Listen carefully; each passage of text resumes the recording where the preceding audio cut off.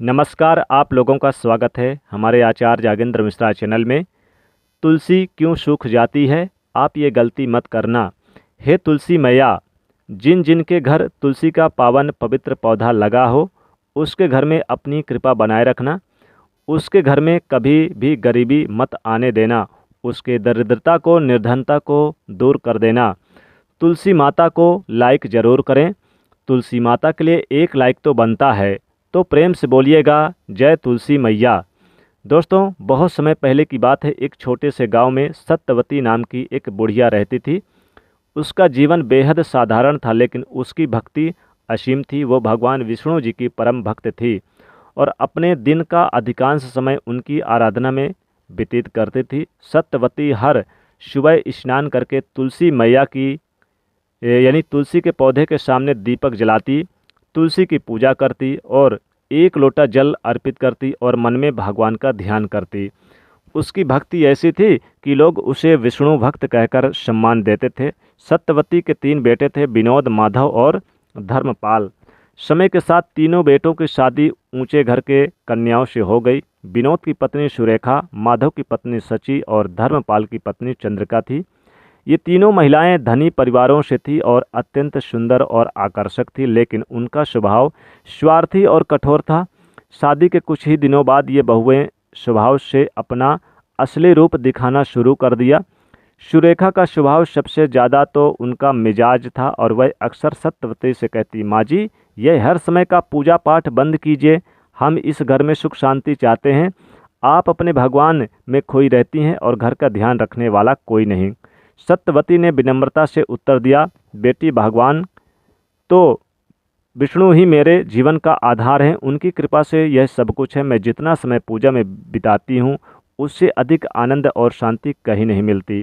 सुरेखा ने हंसते हुए कहा, माँ जी, यह बातें पुराने समय की है। आजकल जीवन में आगे बढ़ने के लिए इन सब चीज़ों का त्याग करना पड़ता है। इधर सची, जो बहुत ज़्यादा अभिमानी थी, अपनी सास की गरीबी का मजाक उड़ाते हुए कहती है, माँ जी, हमारे घर में हर चीज़ की भरमार थी। यहाँ आकर मुझे लगता है कि मैं किसी गरीब घर में आ गई हूँ। ये कैसी ज़िंदगी है। चंद्रिका, जो चालाकी और मक्कारी में माहिर थी, माँ जी से कहने लगी, आप भी थोड़ा आराम कर लिया करें। अब समय आ गया है कि हम घर का भार अपने हाथों में ले लें। आप बस पूजा पाठ कर लीजिए, बाकी हम सब संभाल लेंगे। सत्यवती ने अपनी बहुओं की बातें सुनी, लेकिन उनसे कभी किसी का विरोध नहीं किया। वो जानती थी कि सांसारिक बातें क्षणिक है और उसकी असली शक्ति उसकी भक्ति में ही है। वह चुपचाप भगवान विष्णु की पूजा में लगी रहती, लेकिन बहुओं का असंतोष धीरे धीरे बढ़ गया। एक दिन तीनों बहुओं ने आपस में बैठक की। सुरेखा ने सबसे पहले अपना गुस्सा व्यक्त किया, अब और बर्दाश्त नहीं होता। हम क्यों गरीबी में घुट घुट कर जिएं। हमें अपनी पतियों से अलग होने की बात करनी होगी। माँ जी को अलग कर देना ही सबसे अच्छा उपाय है। सची ने सिर हिलाते हुए कहा, दीदी, तुम्हारी बात बिल्कुल सही है। हमें अपनी माँ जी से अलग रहना चाहिए, तभी हम अपने जीवन का आनंद ले सकते हैं। चंद्रिका ने चालाकी से सुझाव दिया, लेकिन हमें यह काम बड़ी सावधानी से करना होगा। हमें अपने पतियों को इस तरह से मनाना होगा कि वो खुद ही माँ जी से अलग होने का निर्णय ले। तीनों ने अपने अपने पतियों से बात करने की योजना बनाई। उस रात जब विनोद, माधव और धर्मपाल जब घर लौटे तो उनकी पत्नियां रोने लगी और अपने दुखड़े सुनाने लगी। सुरेखा ने विनोद से कहा कि देखो विनोद, मैं इस घर में और नहीं रह सकती। तुम्हारे माँ के साथ रहना मेरे लिए असंभव हो गया है। मैं चाहती हूँ कि हम सब अलग हो जाएं और अपने घर में सुख शांति से रहें। विनोद, जो अपनी पत्नी से बेहद प्यार करता था, उलझन में पड़ गया। उसने कहा, लेकिन माँ को अकेला छोड़ना ठीक नहीं है। वो इस उम्र में अकेले कैसे रह पाएंगी।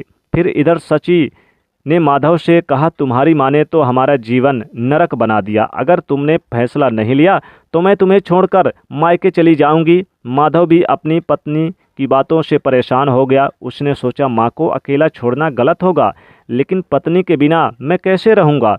चंद्रिका ने धर्मपाल से कहा, तुम्हें अपनी माँ के प्रति बहुत ज़्यादा जिम्मेदारी निभाने की कोई ज़रूरत नहीं है। हम अलग होकर भी उन्हें देख सकते हैं, लेकिन एक साथ रहने से हम सब दुखी रहेंगे।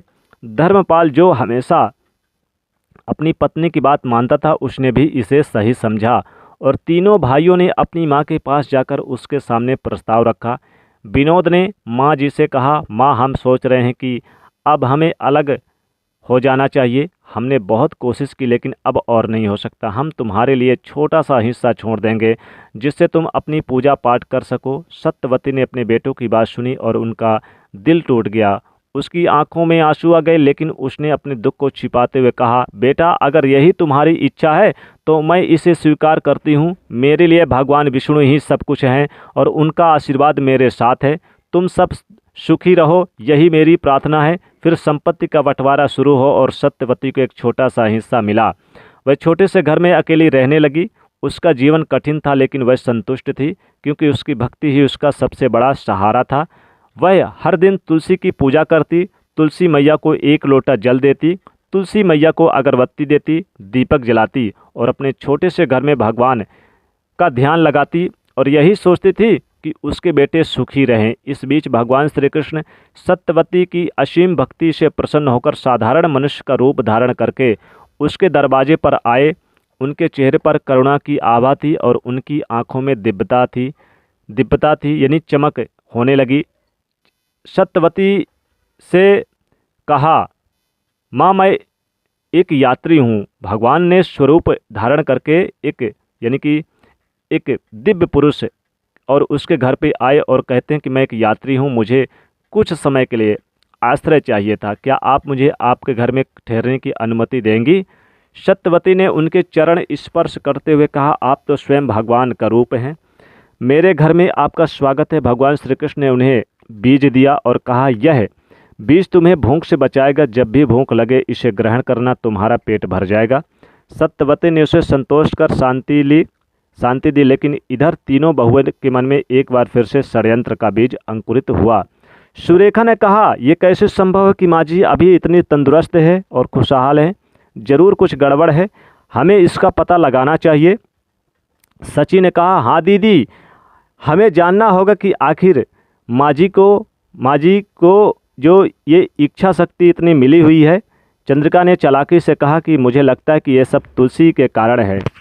वो तुलसी का पौधा जो माँ जी का सबसे प्रिय चीज़ है, अगर हम उसे नष्ट कर दें तो माँ जी की ताकत भी खत्म हो जाएगी। तीनों बहुओं ने एक षड्यंत्र रचा। एक दिन जब सत्यवती अपने भगवान की पूजा के लिए बाहर गई हुई थी तो तीनों बहुओं ने उसके घर में घुसकर सुरेखा ने घर के सारे सामान को उठाकर नाली में फेंकना शुरू कर दिया। सची ने कहा, देखो अब इस घर में कुछ भी नहीं बचा, माँ जी अब कैसे जीवित रहेंगी? चंद्रिका ने तुलसी के पौधे को उखाड़कर नाली में फेंक दिया और बोली, अब देखो माँ जी की शक्ति खत्म हो जाएगी। लेकिन जैसे ही उन्होंने तुलसी का पौधा नाली में फेंका, उसी क्षण उन पर महापाप का असर शुरू हो गया। उनके शरीर में अजीब सा बदलाव आने लगा और देखते देखते वो तीनों सुअरनी बन गई। वो चिल्लाने लगी, क्या हो गया, हम सुअर कैसे बन गए? उनकी आवाज़ें और घुड़घुड़ाने लगी जैसी हो गई और वो इंसान शब्द बोलने में असमर्थ हो गई। जब वो घर लौटी तो उनके बच्चे भी उन्हें पहचान नहीं पाए।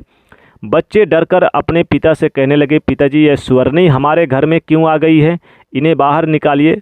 पतियों को जब सच्चाई का पता चला तो वो घबरा गए।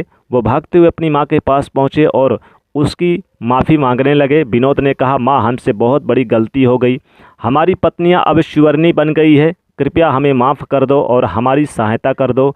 सत्यवती ने अपनी बहुओं की दयनीय स्थिति को देखा और उसकी आंखों से आंसू आ गए। उसने भगवान विष्णु जी से प्रार्थना की, हे प्रभु, मेरी बहुओं ने पाप किया है लेकिन कृपा करके उन्हें माफ़ कर दीजिए, उन्हें फिर से मनुष्य बना दीजिए। उसी समय एक महान साधु वहां आए। उनकी उपस्थिति में जब सत्यवती ने उपाय पूछा, हे साधु महाराज, मेरी बहुएं अब सुअरनी बन गई है, कृपया मुझे बताइए मैं क्या कर सकती हूँ? साधु महाराज ने गंभीर स्वर में कहा, माँ ये सब उनके पापों का फल है। उन्हें पवित्र तुलसी का अपमान किया है, उन्हें तुलसी का पौधा उखाड़ा है, लेकिन अगर सच्चे मन से प्रायश्चित करें तो उनका उद्धार हो सकता है। सत्यवती ने विनम्रता से पूछा, हे महाराज मुझे उपाय बताइए, मैं क्या कर सकती हूँ जिससे मेरी बहुएं फिर से मनुष्य रूप धारण कर सकें? यानी कि साधु महाराज ने कहा, तुम्हें विष्णु भगवान की पूजा करनी होगी और तुलसी के पत्ते के साथ प्रसाद बनाकर भगवान को भोग लगाना होगा, फिर तुम्हारी बहुएं उस प्रसाद को ग्रहण करें और तुलसी के पौधे को जल चढ़ाएं, तभी वो मनुष्य पुनः रूप धारण कर सकेंगी। सत्यवती ने साधु महाराज के बताए हुए अनुसार विधि विधान से पूजा की। उसकी भक्ति इतनी प्रबल थी कि भगवान विष्णु ने उसकी प्रार्थना सुन ली। सत्यवती ने विष्णु भगवान को तुलसी पर इत्र अर्पित कर भोग लगाया और फिर अपने बेटों और बहुओं को बुलाकर कहा, इस प्रसाद को ग्रहण करो और तुलसी के पौधे को जल चढ़ाओ, केवल तभी तुम लोग इस श्राप से मुक्ति हो सकते हो। तीनों बहुओं बहुत ही लज्जित थी, लेकिन उनके पास कोई और रास्ता नहीं था। उन्होंने प्रसाद ग्रहण किया और तुलसी के पौधे को जल चढ़ाया। भगवान विष्णु उनकी सच्ची प्रायश्चित को देखकर प्रसन्न हुए और उनकी कृपा से वो तीनों फिर से मनुष्य का रूप धारण बन गई। अब तीनों बहुएं अपनी सासू माँ के पास गईं और रोते हुए माफ़ी मांगी, पैरों में पड़े और उन्होंने कहा कि हमने बहुत बड़ी गलती की, हमने तुलसी मैया को उखाड़ कर बाहर फेंका, तो हमें माफ़ कर दीजिएगा। सत्यवती ने उन्हें अपना आशीर्वाद दिया और कहा, भगवान ने तुम्हें माफ़ कर दिया तो मैं भी तुम्हें माफ़ करती हूँ, लेकिन आगे से किसी का दिल मत दुखाना। बेटों ने भी अपनी माँ से माफ़ी मांगी और वादा किया कि वो कभी भी अपनी पत्नियों के कहने पर माँ से अलग नहीं होंगे। इसके बाद सभी ने प्रेम से मिलकर रहने का निर्णय लिया। सत्यवती के आशीर्वाद और भगवान विष्णु जी की कृपा से और तुलसी मैया की कृपा से उनका घर फिर से खुशहाल हो गया। इस प्रकार भक्ति की शक्ति पर भगवान जी की कृपा से सत्यवती ने और उनके परिवार को एक नया जीवन दिया। इस कथा से हमें यह सीख मिलती है दोस्तों कि सच्ची भक्ति और प्रायश्चित से सबसे बड़े पाप भी मिट सकते हैं और जीवन में सुख शांति का मार्ग प्राप्त किया जा सकता है। तो दोस्तों, कैसी लगी तुलसी मैया की कृपा, भगवान जी की कृपा? आपको यह कथा कैसी लगी कमेंट करके ज़रूर बताइएगा। जानकारी अच्छी लगी तो वीडियो को लाइक करें और कमेंट में जय तुलसी मैया, जय श्री कृष्ण, जय माँ लक्ष्मी, जय तुलसी ज़रूर लिखें।